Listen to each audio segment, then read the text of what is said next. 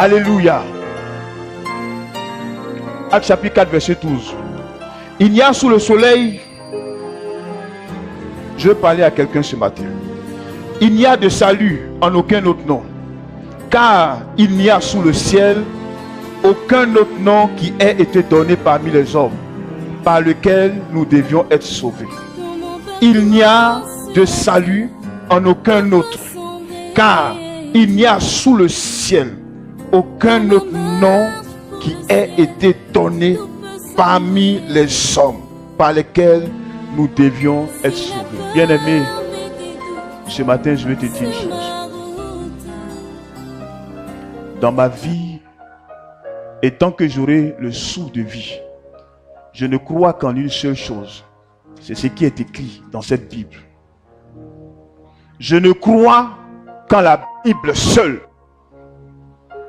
Et la Bible dit que sous le soleil, parmi tous ceux qui vivent sous le soleil, il n'y a aucun nom par lequel des hommes peuvent être sauvés. Ça veut dire quoi?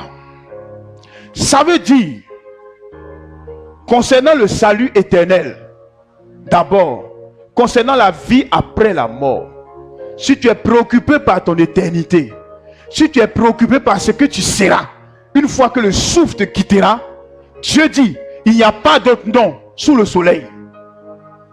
Il n'y a pas d'autre nom sous le soleil. Le salut ne se trouve qu'en Jésus et en Jésus-Christ seul. Il n'y a pas une autre route pour avoir le salut. Il n'y a pas une deuxième route pour être sauvé. Il n'y a pas un autre nom sur la terre que Dieu a donné à un individu qui vit sous le soleil par lequel il peut être sauvé. Ça n'existe pas. Donc si les hommes vous disent qu'on peut être sauvé et qu'ils vous donnent un autre nom, ils sont des menteurs. Si des gens vous présentent une religion et qu'ils vous donnent un autre nom pour atteindre Dieu en dehors de Jésus, ce sont des menteurs. Alléluia. Le nom de Jésus n'est pas un chemin pour aller au ciel. Ce n'est pas un chemin pour être sauvé, mais c'est le chemin. Jean chapitre 14, verset 6. Jean chapitre 14, verset 6. Jésus dit, je suis le chemin, la vérité et la vie. Il n'a pas dit je suis un chemin. Il dit je suis le chemin. Quand on dit le chemin, ça veut dire il n'y a pas deuxième chemin. Il n'y a pas deuxième route. Il n'y a pas deuxième voie. Il y a une seule voie qui sauve. Il y a un seul nom qui, lorsqu'il rentre dans ta vie, te sauve. Il n'y a pas deuxième. C'est le seul qui est mort pour nos péchés. C'est le seul qui, depuis le ciel, a vu que l'humanité était condamnée. C'est-à-dire, quand tu nais bébé, quand tu nais aujourd'hui, et que tu fais une guerre, ta route est déjà tracée vers l'enfer. C'est-à-dire, ton chemin est déjà apprêté.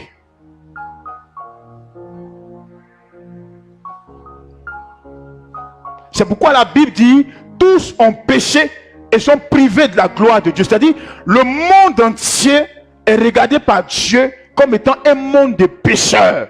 Il n'y a personne qui naît saint. Tous, autant que nous sommes condamnés. Parce qu'avec le péché d'Adam et Ève, le péché est rentré en nous. Tu vas beau dire à ton enfant, on ne ment pas, on ne vole pas, on ne fait pas ci, on ne fait pas ça. Enferme-le dans une maison où il est seul pendant 40 ans. Il n'a jamais parlé à quelqu'un. Il n'a jamais regardé de télévision. Il n'a jamais regardé des films bizarres à la télévision. Enferme-le dans cette pièce. Sors-le 40 ans après. Il va mentir.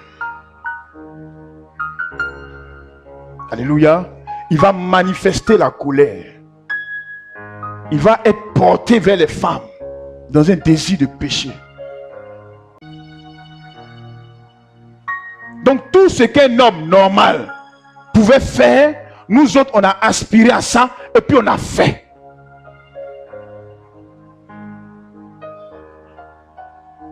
Vous voyez, on a fait tout ça.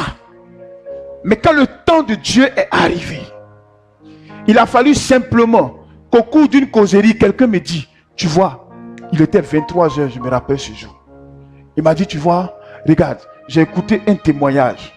Quand tu vois des gens marcher comme ça, en réalité, il y en a qui marchent sur leur tête. Quand tu les vois comme ça, il y en a dont les pieds sont en haut et les bras sont en bas. Donc, ils marchent sur leur tête. J'ai dit, ah bon, c'est vrai? Il dit, oui. Mais, lorsqu'ils voient des chrétiens, ils n'arrivent pas à faire ça. Parce qu'il y a une puissance qui se dégage dans la vie des chrétiens, de sorte que ça neutralise toute la puissance des ténèbres qui peut venir en face. J'ai dit, ah bon? Il dit, oui. Il dit, bon, dimanche, je donne ma vie à Jésus. Voilà comment nous autres, on s'est convertis. On dirait amusement. Dans cette causerie banale, on ne m'a pas fait sortir verset biblique. On n'a pas dit, regarde ici, Jean 3, verset 7. Causerie banale. Mais pourquoi? Simplement parce que le temps de Dieu était arrivé. Alléluia. Voilà. Le temps de Dieu était arrivé. Donc, nous grandissons tous avec les vices, avec le péché en nous. Nous grandissons tous avec ces choses-là en nous. Ce n'est pas quelqu'un qui nous montre. Quelqu'un m'a envoyé une vidéo la semaine dernière où deux jeunes enfants, de peut-être 4 ans, et puis l'autre peut-être 5 ans, en train de faire l'amour dans la brousse. Ils ont été filmés comme des grandes personnes. Ça devait être, c'était un pays européen, c'était des petits blancs. Mais ils font l'amour comme si lorsqu'ils sont assis au salon, leurs parents font ça devant eux. Tu croirais que chaque soir on leur projette ça et puis on leur dit voici comment on fait. 4 ans, 5 ans. Donc, que tu lui montres ça ou pas, le péché est en lui. Donc, il grandit avec ça. On n'apprend à personne qu'on doit fumer. On n'apprend à personne qu'on doit prendre la drogue. Mais lorsque les hommes grandissent, ils sont naturellement attirés vers ces choses. On ne donne jamais à un enfant la boisson pour que lorsqu'il grandisse, pour dire qu'il s'est habitué. Mais à un certain âge, ils se sont poussés vers ces choses. Parce que le péché est en lui. C'est dans son corps. Donc, il n'y a que Jésus seul qui, lorsqu'il a vu que tous les hommes allaient vers la destruction, a décidé de venir donner sa vie pour mourir pour l'humanité. Il n'y a que Jésus seul qui soit mort pour tes péchés et pour mes péchés. C'est pourquoi Dieu dit, sous le soleil, il n'y a aucun autre nom. Tous les noms qu'on vous cite là, c'est la plaisanterie. Il n'y a pas d'autre nom. C'est Jésus seul. Si tu veux, va à la mosquée pendant 40 ans. Va à la Mecque chaque année pendant 20 ans. Si tu meurs, débrouille-toi pour qu'il y ait Jésus dans ta vie d'abord avant que tu meurs. Il n'y a pas un autre nom qui peut t'envoyer vers Dieu. Ça n'existe pas. Bouddha ne peut pas t'envoyer vers Dieu. Maïkari ne peut pas t'envoyer vers Dieu. Il n'y a pas un autre nom sous le soleil qui te permet de rejoindre Dieu après ta mort. Il n'y en a pas. Le patriarche de la sorcellerie du village, il ne peut pas t'amener vers Dieu. Il y a un seul nom. C'est Jésus de Nazareth. Alléluia. Donc, si quelqu'un te prêche une chose et que dans tout ce qu'il raconte, il te dit que ça peut t'envoyer au ciel, et que dans tout ce qu'il te dit, il n'y a pas Jésus quelque part dans ce qu'il te dit, c'est un menteur. Il n'y a qu'un seul nom qui emmène au ciel. Et le passage dit, il n'y a pas d'autre nom sous le soleil. Ça veut dire, tous les hommes qui vivent, tout ce qui vit sous le soleil et qui a un nom, tout ce que tu connais qui vit, que ce soit mur, que ce soit bois, que ce soit chaise, que ce soit ventilateur, tout ce qui est sous le soleil et qui a un nom, il n'y a aucun sur lequel tu peux t'appuyer pour aller chez Dieu un jour après ta mort. Ça n'existe pas. Donc, c'est pourquoi quand vous vous convertissez, prenez votre conversion au sérieux. Prenez-vous au sérieux, chrétien. On ne se convertit pas à cause de manger. On ne se convertit pas parce qu'on veut réussir. Le défi est trop sérieux. Affaire de Jésus là, c'est trop sérieux. Parce que c'est une question d'éternité qui est en jeu. C'est non seulement pour toi, mais pour ta famille en dépend. Ton frère que tu dis que tu aimes tant, mais qui n'est pas encore converti. Et puis toi, tu as connu Jésus. Mais tu trouves le moyen de faire un pied dedans, un pied dehors. C'est que tu ne l'aimes pas. Parce que quand Jésus rentre dans une famille, il prend d'abord un. Et à partir de toi, c'est sur toi qui compte pour ramasser toute la famille. Donc quand tu ne comprends pas ça, et que tu t'amuses à ta vie chrétienne, non seulement tu te condamnes, mais tu condamnes tous ceux qui gravitent autour de toi. Tu condamnes ton père qui ne connaît pas encore Jésus. Tu condamnes ta mère, tu condamnes ton mari ou même ta femme que tu dis que tu l'aimes. Tu ne l'aimes pas. Parce que de ton salut dépend le salut et l'éternité de tous ceux qui gravitent autour de toi. Donc quand tu comprends ça, tu n'as pas le temps pour tricher. Quand tu comprends ça, tu n'as pas le temps pour tricher. Quand tu comprends ça, tu ne vis plus Jésus là pour toi seul, mais tu vis pour tous ceux qui sont autour de toi. Nous sommes des hommes. Des fois, on fait face à des tentations terribles. Des fois, le diable suscite des gens de façon terrible. Mais quand tu t'assois, tu regardes. Tu dis, mais si il fait ça, je donne accès au diable dans ma maison. Parce qu'en tant que le père, de toi dépend la protection de tes enfants. De toi dépend la protection de ta femme. Je me dis, et mes enfants, si je tombe dans ce péché, et mes enfants, et mon épouse, et tous ces enfants spirituels que Dieu m'a donnés. Parce que si moi je fléchis aujourd'hui, les ténèbres envahissent l'église, quelle que soit ta prière, les ténèbres rentrent. Si je me prosterne aujourd'hui devant le diable dans le péché, je vous ai vendu vous tous. Le diable va envahir ce lieu, annexer cette église. Dieu va se retirer. Donc, affaire de Jésus là, c'est trop sérieux. Donc, quand tu as connu ça et que tu t'es sauvé, Dieu attend ce par toi, il passe pour sauver ton frère qui est là. Sinon, un jour, tu vas te retrouver dans le ciel. Tu vas te retrouver au ciel. Et puis tu verras de tes yeux ton frère en train de périr en enfer. Tu verras de tes yeux ta mère en train de brûler dans le feu. Tu verras ton fils que tu aimais tant en train de brûler dans le feu.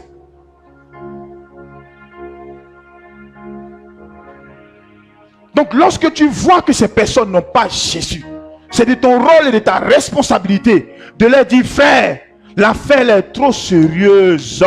Il n'y a pas d'autre nom par lequel on peut être sauvé. Il n'y en a pas sous le soleil. Ni Bouddha, ni Mahomet, ni que ce soit. Rien. Jésus seul. Maintenant, s'il y a un autre nom qui sauve en haut du soleil, ça nous on ne sait pas. Ceux qui vivent peut-être en haut du soleil, peut-être ils ont un nom là-bas par lequel ils peuvent être sauvés. Mais tous ceux qui sont sous le soleil, donc tous ceux qui vivent sous la terre, il n'y a pas un autre nom. Donc quand tu regardes ton frère qui a commencé à rentrer pour aller adorer Zangbeto par exemple, c'est un fétiche béninois, pour aller adorer Komian, quand tu le regardes, que tu ris avec lui, tu es un criminel. Tu es un criminel. Et Dieu va te demander son sang.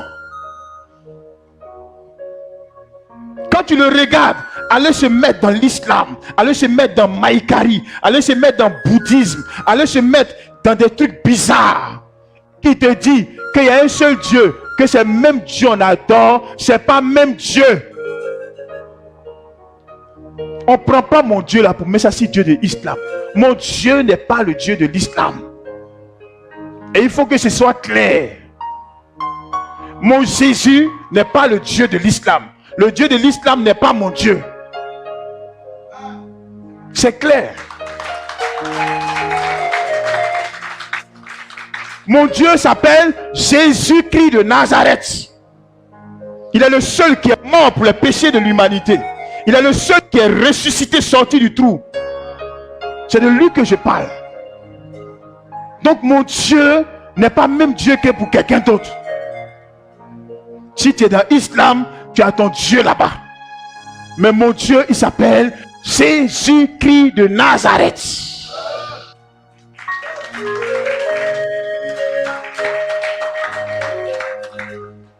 C'est pourquoi lorsqu'ils font leur jeûne, tout ça, ça ne m'intéresse pas.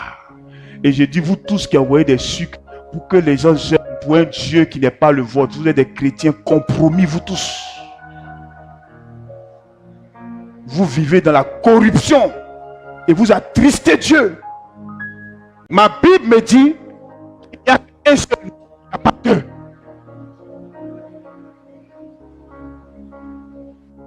Donc si ton frère est en train d'aller vers un autre nom et qu'il est en train de te dire que ce nom-là peut le sauver, frère, arrête de dormir. Arrête de manger. Arrête de te balader. Arrête de te promener seulement pour des questions matérielles, pour des questions de vente. L'affaire de Jésus est trop sérieuse. Si je n'avais pas prêché l'évangile à mon père une semaine avant sa mort, il serait en enfer. Si je ne lui avais pas montré Jésus une semaine avant sa mort, il serait en enfer. Il serait en train de brûler dans le feu éternel. Il n'y a pas de considération de personne chez Dieu. Tu es archibishop. Si ton frère ou ta maman ne l'accepte pas, il meurt, il s'en va en enfer. Si ton père n'a pas ce nom-là, il meurt, il s'en va en enfer. Si ton père n'a pas ce nom, je répète, s'il n'a pas ce nom dans sa vie, et qu'il avait un autre nom, je suis désolé de t'annoncer. Peut-être que une minute avant sa mort, peut-être que ce nom est venu dans sa vie. Peut-être que Dieu a suscité quelqu'un qui a fait rentrer le nom de Jésus dans sa vie. Auquel cas, gloire à Dieu, il est sauvé. Mais si ça n'a pas eu lieu, que tu as un parent qui est mort sans ce nom, je suis désolé, il est en enfer. Et on a tous des parents en enfer. Moi, ma mère est décédée quand elle avait 4 ans. Je ne connaissais pas, je n'ai pas vu dedans. Je ne sais pas si elle est sauvée ou pas. Mais j'espère qu'elle est partie à l'époque avec le nom de Jésus-Christ de Nazareth. Si elle n'est pas partie avec le nom de Jésus, c'est dommage. Elle va se retrouver en enfer pour l'éternité. Pour l'éternité. Vous comprenez ça? Pour l'éternité. C'est-à-dire, il n'y a pas de fin. Il n'y a pas, ça a commencé maintenant. Bon, tu as trop souffert, viens, assieds-toi un peu, il faut respirer, tu es de l'eau un peu. Il n'y a pas ça.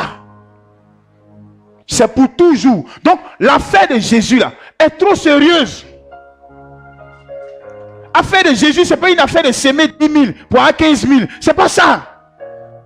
Ce n'est pas s'aimer ta voiture pour avoir ta voiture Peugeot 406 pour avoir 407. Ce n'est pas ça. C'est plus sérieux que ça. L'affaire de Jésus là, c'est plus sérieux que ça. Dieu compte sur toi. Il compte sur toi pour montrer ce nom que tu as trouvé là à d'autres personnes. Et pendant qu'il compte sur toi, toi tu es là, tu es dans les petites compromissions, tu es dans les petites magouilles, tu es dans les petits péchés cachés, on court après toi, tu es dans les choses bizarres, un peu dans la lumière, un peu dans le noir, se droguant un peu, venant à l'église un peu, buvant un peu le samedi, se notant dimanche matin pour venir à l'église, se masturbant un peu, venant à l'église un peu, ayant une deuxième maîtresse, ayant une femme à côté, et ayant une épouse un peu. Tu n'as pas compris l'affaire de Jésus là. Tu n'as pas compris de quoi il s'agit. Il s'agit de ton éternité et puis de tous ceux qui sont autour de toi. Il s'agit du salut de tes parents. Quand tu as compris ça, même si tu te retrouves sur la lune, seul, avec qui que ce soit, tu ne transiges jamais. Tu ne te prosternes jamais devant le péché. Parce que chaque fois que tu te prosternes devant le péché, tu es en train de dire, Satan, je t'aime, tu es mon Dieu. Chaque fois que tu te prosternes en secret devant le péché, tu es en train de dire, Satan, je t'aime de tout mon cœur. Jésus, va au diable.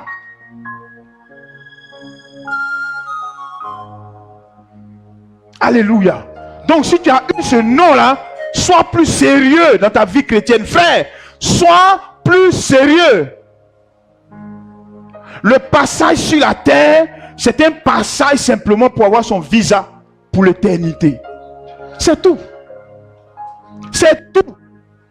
Dieu t'a envoyé sur la terre parce que pour aller dans l'éternité, il faut que tu passes sur la terre et que sur la terre, là, soit tu acceptes Jésus, soit tu es ailleurs. Donc, par rapport à ton choix, ton éternité aussi t'attend. Donc, ici, là, ce n'est qu'un passage.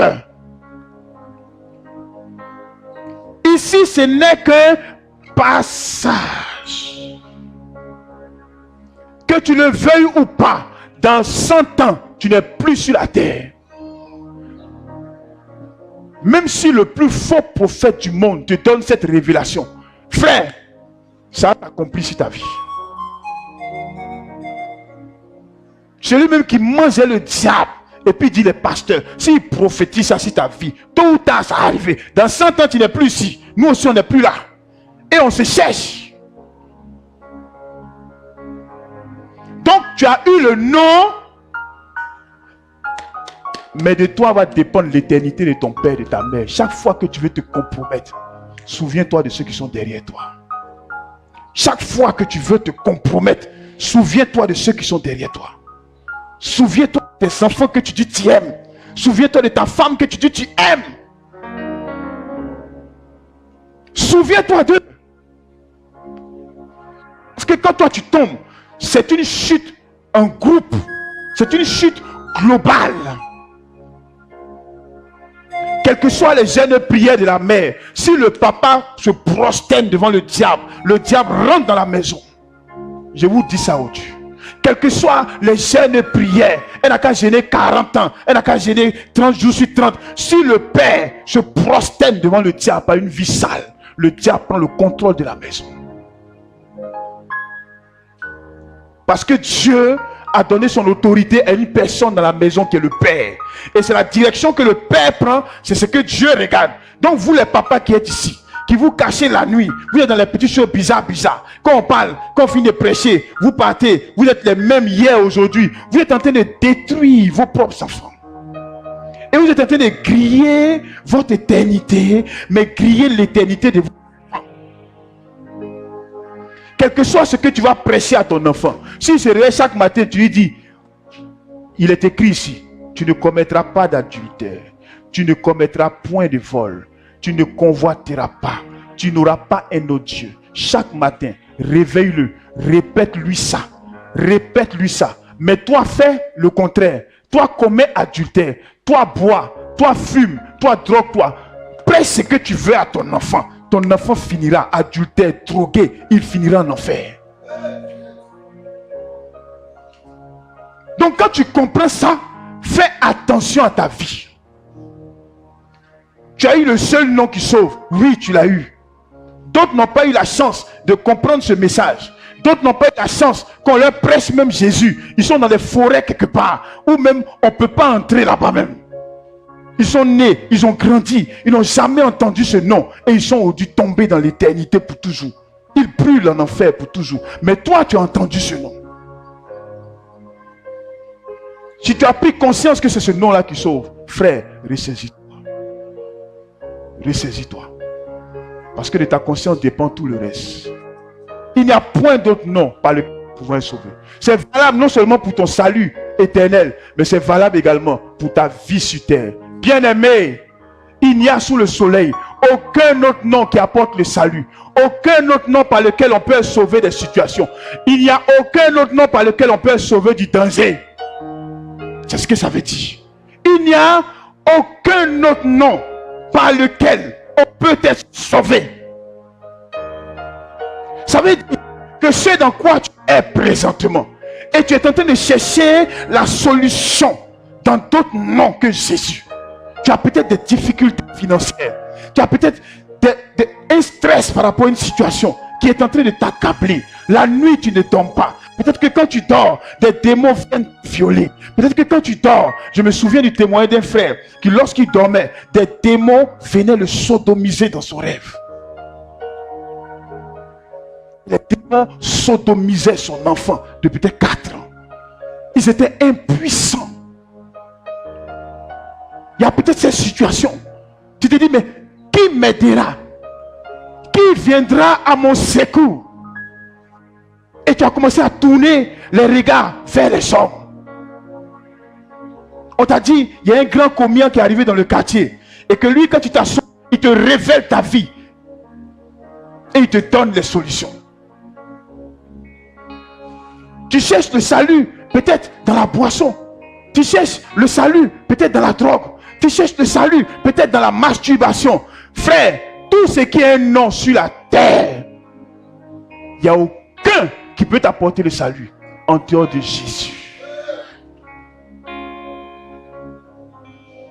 Un frère footballeur qui est en France disait comme ça un jour que lorsqu'il jouait au ballon, on leur a dit que pour réussir dans le football, il fallait aller voir des marabouts. Donc ils allaient dans une forêt gabonaise là-bas la nuit. Ils allaient sur les tombes. Les gars font des incantations. Des esprits sortent des tombes.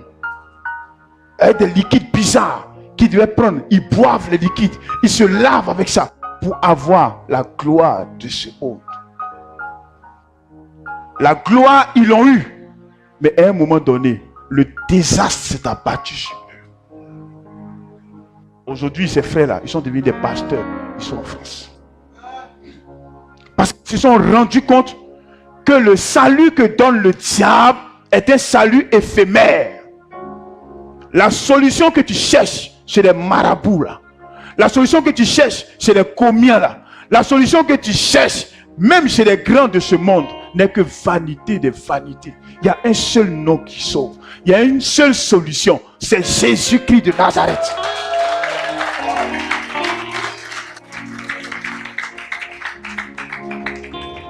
Je me suis juré moi-même. J'ai dit, Dieu, tant que le ciel et la terre existent, tant que j'ai le souffle de vie, je ne tendrai jamais ma main à un homme. Jamais. Si Dieu ne m'exauce pas que je dois périr, je périrai. Si je crie à Dieu qui ne m'exauce pas, que je dois mourir, je mourrai et j'irai au ciel. Mais je ne tendrai jamais ma main à un homme. Tu sais pourquoi? Si Dieu est incapable de te sauver, c'est qu'il n'y a aucun homme sur la terre ici qui peut te sauver. Si ta situation dans laquelle tu es, si Dieu ne peut pas te sauver, c'est qu'aucun homme ne peut faire ça pour toi. Alléluia. Donc, détourne tes regards de tous ces hommes. Détourne tes regards de ces endroits bizarres que tu fréquentes à cachette. Détourne ton regard de ces cases sales où des gens peuvent te donner la prospérité, mais eux-mêmes ils sont dans la pauvreté. Lui il peut te rendre riche, mais lui il est dans la case. Lui il peut te rendre riche, il peut faire que tu aies voiture, mais lui il marche dans le quartier. Et puis tu crois à ça. Et puis tu laisses le nom qu'on t'a donné ici. Le nom en qui tu dois te confier. Le nom pour lequel tu dois jeûner, prier. À qui tu dois parler tous les jours. La nuit comme la journée. C'est à lui seul que tu dois parler. Tu te détournes de ce nom-là. Et puis tu te promènes dans les endroits bizarres. Tu te promènes dans les maquis. Parce que tu penses que la boisson va te donner une sorte d'extase. Mais regarde, tu n'as pas remarqué que quand tu finis, les heures qui passent, quand la boisson quitte, les mêmes problèmes demeurent. Le même stress demeure. Parce que le mot boisson n'est pas le nom que Dieu a donné pour ton salut. Alléluia. Le mot boisson, le mot cigarette, le nom drogue, le nom impudicité, masturbation, vol, le nom gros cœur, colère, ce n'est pas les noms par lesquels tu peux être sauvé. Mais tu cours, tu rentres dans les cases, tu rentres dans des bureaux de communion, tu dans les réseaux bizarres. Moi, Betty, je suis dans aucun réseau. Ma vie là, mon réseau s'appelle Jésus-Christ de Nazareth. Point. Je n'attends rien d'un homme, fut-il ministre. Des fois, il rencontre même des DG qui me donnent leur carte de visite. Par courtoisie et prendre. Quand on se laisse, je jette ça quelque part. Je n'ai pas besoin de leur numéro. Est-ce que tu comprends un peu la révélation que tu donnes? Je n'ai pas besoin de leur numéro de téléphone. Ça ne m'intéresse pas. Ça ne m'intéresse pas. Le DG Kofi Kwadjo là, quand je lis ma Bible ici là, je n'ai pas vu son nom ici. On dit le seul qui sauve, c'est Jésus. Donc si je vois le nom du DG ici, là en ce moment, lui et moi on est ensemble. Ben, il peut me sauver. Mais tant que je n'ai pas encore vu le nom de quelqu'un ici, quel que soit son titre, quel que soit son grade, quel que soit ses galons dans l'armée, quelle que soit la gloire terrestre dans laquelle il est, ses voitures, il se promène en avion, même si goudron. C'est mon gabat de ça. Jésus seul. Alléluia. Soyez des hommes et des femmes qui ont leur confiance en Jésus seul, parce que c'est le seul nom. Placez votre confiance en Jésus et vous ne serez pas déçus. Mettez votre confiance en Jésus, quelle que soit la situation que tu vis, quelle que soit la façon dont tu penses même que tu as tellement péché contre Dieu et que tu te dis, est-ce que même si je viens vers lui, il va me goûter? Est-ce que c'est pas mieux même d'aller dans la brousse ou bien d'aller courir vers un tonton? Laisse-moi te dire, c'est le diable qui est en train de mettre ça dans ta tête. Quel que soit ce que tu as fait, quel que soit ce dans quoi tu es, les mains du Seigneur sont étendues vers toi. Il attend simplement que tu te répandes. Il attend simplement que tu viennes le voir pour dire, Seigneur, j'ai péché contre toi. Je savais, j'ai fait. Mais je te demande pardon. Maintenant, je vais aller dans un nouveau départ avec toi. La Bible dit, celui qui confesse ses péchés et ses transgressions obtient pardon et miséricorde. Donc, il va te pardonner. Et toutes ces choses, tu mets ça derrière toi désormais. Et tu marches pour le Seigneur. En payant le prix. Regarde, le premier signe, tous tes amis vont commencer à te quitter. Quand ils vont commencer à te quitter là, rends gloire à Dieu. C'est que le Dieu commence à te connaître.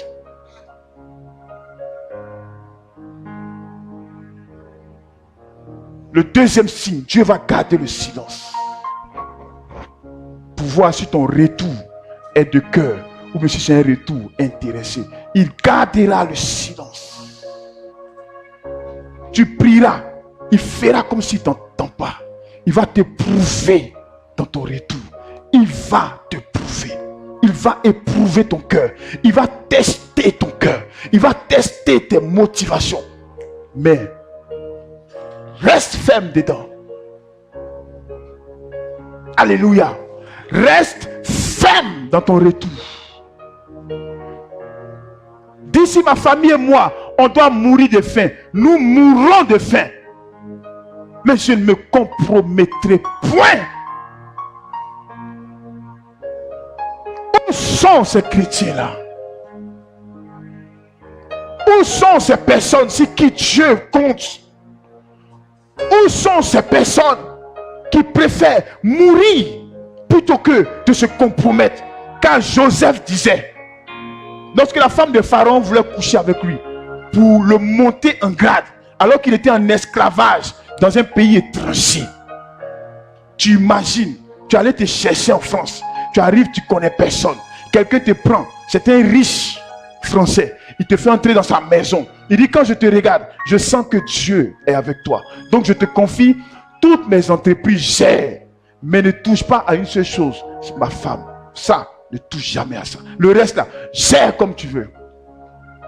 Tu allais te chercher, tu as traversé l'eau, tu as nagé, des fois tu as bu de l'eau, on t'a frappé à la frontière. Et quand tu es arrivé, pouf, tu es tombé à Paris. Et puis cette occasion-là se présente à toi. Et puis cette personne-là t'élève. Et puis sa femme vient. Elle dit, quand je te regarde, c'est vrai, il y a Dieu sur toi, mais moi-même là, quand je te regarde là, mon cœur là, tu me plais trop. Viens, on fait un peu petit seulement. Si on fait petit là, moi, là où mon mari t'a mis là, je te mets encore en haut de ça. Faut pas oublier hein, que pour arriver là-bas, là, tu as nagé dans l'eau, hein, on t'a frappé à la frontière, il n'y a personne, tu connais personne là-bas. Et puis on te fait cette proposition. Mais Joseph dit, comment ferais-je un si grand péché contre l'Éternel? Il a préféré renoncer à cette gloire-là. Il a préféré renoncer à cette élévation pour rester avec Dieu. Il dit, je ne ferai point un si grand péché contre l'Éternel, mon Dieu. Mais la fin du film, à l'étranger, Dieu l'a élevé. Il est devenu vice-président de la République.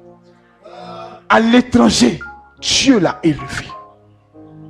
À l'étranger, Dieu a fait de lui la deuxième personnalité après le roi Pharaon qui était là à l'époque. Alléluia. Parce que Joseph a dit, je préfère périr, je préfère mourir de faim, je préfère mourir dans ma misère que de faire un si grand péché contre l'Éternel. Dieu est toujours sensible à ceux qui prennent position pour lui. Dieu est toujours sensible à ceux qui sont prêts à payer le prix pour rester dans une marche fidèle avec lui. Dieu n'oublie jamais ça. Alléluia. Dieu n'oublie jamais ça. C'est pourquoi tu verras que depuis que tu t'es converti et que tu es dans la compromission, tu es dans les petites choses bizarres, toi-même tu dis des fois, mais où est Dieu dans tout ça? Tu ne peux pas voir Dieu dans tout ça. Tu peux voir Bouddha, tu peux voir le Dieu des commiens, tu peux voir le Dieu des féticheurs, le Dieu de l'islam, tu peux le voir. Mais mon Dieu, Jésus, tant que tu es dans cette compromission, tu ne le verras point. Alléluia. Donc confie-toi en Jésus. Tu auras le salut, mais il prendra soin de toi. Ce que tu vis aujourd'hui, il est sensible à ça. Avant toi, des gens comme nous, on a vécu dans ça. Des gens comme nous, on a vécu pire que ce que tu vis aujourd'hui. Des gens comme nous n'avions pas à manger, mais on était fidèles à Dieu. Des gens comme nous, rejetés de tout le monde, mais on est resté ferme à Dieu. Des gens comme nous, on a vécu des choses plus graves que ce que tu vis aujourd'hui. Quand vous nous voyez aujourd'hui, on a une aisance relative. Ce n'est pas tombé du ciel. Nous ne sommes pas des héritiers. Ma femme et moi, on a traversé. On a traversé, mais on est resté dans le Seigneur. On a traversé, mais on est resté en Jésus. On avait faim de foi, mais on est resté avec Jésus. Je me souviens de fois, je m'enfermais dans la maison et je pleurais. Je disais, Dieu, où es-tu? Où es-tu, Seigneur? Où es-tu, Jésus? Parce que j'avais l'impression que tout était fermé autour de moi. Je pleurais devant Jésus. Et quand je me relevais, je suais mes larmes. Et quand je sortais, personne ne savait que j'avais pleuré. Parce que je ne voulais pleurer que devant Jésus seul. Et si Dieu s'est souvenu de nous aujourd'hui, il peut se souvenir de toi. Ce ne sont pas tes offrandes qui vont te lever, ce n'est pas ça. Tous ceux qui te prêtent ça, ce sont des voleurs. Ce sont des gens qui pensent que l'église est un business. Il n'y a pas d'offrande qu'on fait et puis on est propulsé dans la gloire et Dieu. Ça n'existe pas. L'offrande que Dieu attend de toi, c'est une offrande de ta vie. Une vie de consécration. Une vie où tu es capable de dire, si la seule voie pour moi d'acheter une pommade, c'est de me coucher sous toi, je vais mourir noir. Où sont ces chrétiens-là? Tu as entendu ce message aujourd'hui, il n'est pas encore tard. C'est le temps pour toi de demander pardon à Dieu. C'est le temps pour toi de revenir à Dieu pour dire, Seigneur, j'ai entendu ta voix. Donne-moi une chance. Donne-moi une dernière chance. Donne-moi la possibilité de revenir à toi. Donne-moi la possibilité de prendre un départ nouveau. Il ne te condamne pas. Tant que tu as encore le souffle là, Dieu ne te condamne pas. Il est patient envers toi. Mais pardon, fais tout ça là. Mais il ne faut pas mourir dedans. Pardon, fais tout ça là. Mais pardon, il ne faut pas mourir dedans. Et comme tu ne sais pas quand ça va te prendre aussi, il vaut mieux faire ça maintenant. Parce que quand nous dansions ici, le jour de l'ouverture, personne ne savait que le dimanche qui allait suivre, on ne verrait plus ce jeune homme qui est en face de l'église. Personne ne savait ça.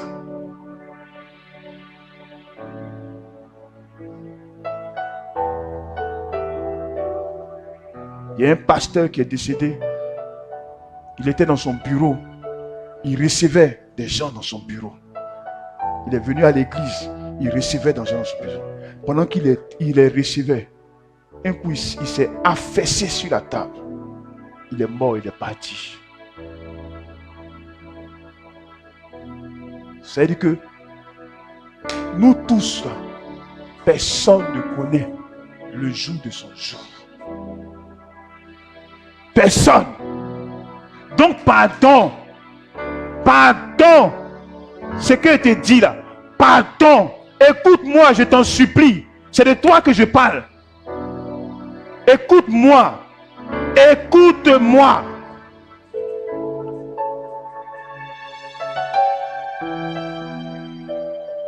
Parce qu'un temps arrive où tu ne peux plus te repentir. Il y a un jeune homme qui, lorsqu'il devait mourir, nous étions là, nous prions pour lui.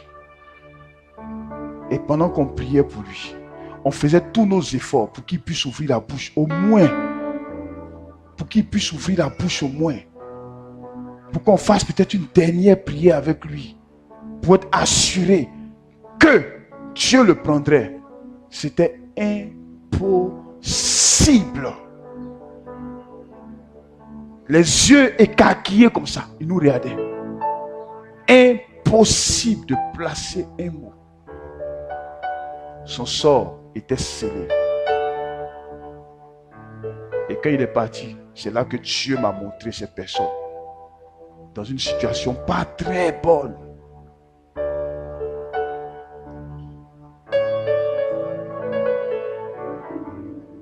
Alléluia.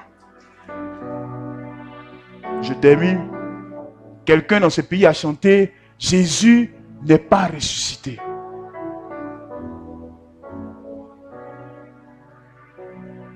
Dieu a dit, cet homme, il ne se repentira jamais de ça. Quand il est tombé malade, les gars ont bouffé. Ils ont fait des acrobaties spirituelles. Sa bouche était fermée. Un mot n'a pas pu placer. Pour dire, il va se repentir de ça. Il est parti. Alléluia. Que Dieu vous bénisse, j'ai fait ma part.